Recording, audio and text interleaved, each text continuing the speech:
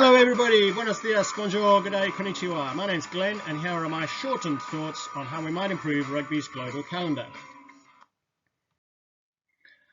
Quickly, some of the usual topics of discussion relating to this. Obviously, the different North and South seasons, players' dilemmas of choosing club or country, how rugby makes its money, player safety and welfare, and the big one. Would Sarries, Exeter, beat the Crusaders, or the Brumbies beat Leinster or Racing? On spectator attendance, Northern Hemisphere rugby is far more popular with 8.5 million attending the top 5 tournaments. So how do Southern Hemisphere rugby competitions survive? Because we all know that's where the best rugby players are. Now, taking a quick look at today's calendar, for 2019 it's more complex than calculus, with competitions overlapping everywhere. The season started for the Northern Hemisphere in Japan in Europe. The European Cup followed in November, a month after the usual start, finished in May before the season finale in June. Internationally, the Six Nations Men's, Women's and Under-20s and the Americas Rugby Championship ran in February and March. Asia Rugby Championship finished their season in May and June, and the Pacific Nations included USA, Canada and Japan in July-August. Women's Super Series was the highlight of their season, and in the Southern Hemisphere, the Super Rugby starts off the season in February, ran all the way until June. Currie Cup, Mitre 10, NRC finished after that. They're all rather overshadowed every year by the Sanzar Rugby Championship, normally an extra couple of weekends in that, and the season finishes in Argentina with the Torneos and the Nacional de Clubes. So a lot of rugby. So what do we do to fix it all and solve this calendar? Well, solving a complicated problem, we need a lot of simple solutions. Now, there's not a lot wrong with the Six Nations, and since it finances most of Northern Hemisphere rugby, maximising its cash generation is critical. So a spring playing window will improve quality and drive fuller stadiums, especially for women's and under-20s tournaments and lower tier European and Americas championships. A more direct engagement between tiers with relegation will drive positive growth of the game overall. Now, expanding the Rugby Championship with Japan opens a huge new market, and a single round robin reduces travel for the other 4 nations and increases the average attendance per game and thus profitability as well. Then a new Rugby Challenge tournament, including Pacific Islands, is surely every rugby fan's idea of what World Rugby should be doing. Now, switching the test tours around and scheduling proper tours of at least 2 to 3 test series with itineraries according to World Rugby rankings will give greater meaning for Rugby World Cup qualification, not to mention more enjoyable tours for travelling fans in decent weather.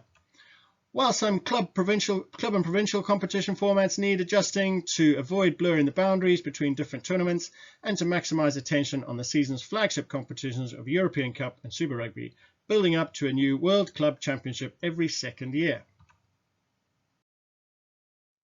Now, how do all of these ideas fit together? Well, in a 10-month season with 2 months break for North and South, the idea of a single test season from July to October squeezes all the travel into a smaller window, adds risk to player welfare, and makes a mess of domestic seasons either side. So let's forget that one right away.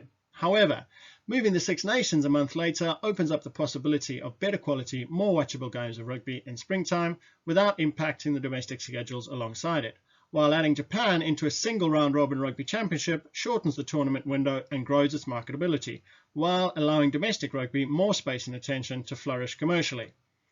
Then switching the test tours around, so inbound to Europe or North America a month earlier in June and inbound to Southern Hemisphere or Asia in November, 3 to 4 weeks match will increase the watchability of the rugby and the engagement of fans who are paying for the show and deserve the best they can get. Next, a shorter 3-month Super Rugby with half the travel and twice the excitement starts the season, finishing by mid-May, while the European Cup kicks off the Northern Hemisphere season running as one continuous tournament. Both finished 2 weeks before the away test tours. In the South, top amateur clubs would finish their domestic competitions by end of July, leaving a 3-month window to run full Currie Cup, Mitre 10 Cup, etc. tournaments, which finish by end of October as per now, before the incoming tours. While for Europe, the club leagues would start right after the European Cup and finish by the end of May.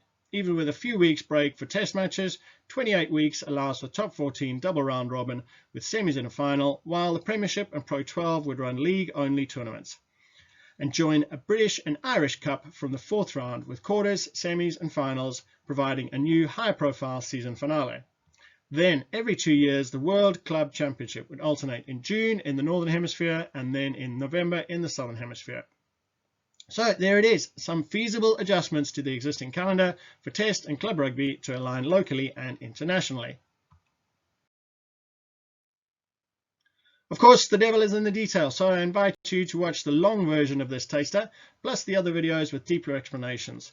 Finally, these are all my own ideas and not connected to any official rugby organisation. Thank you very much.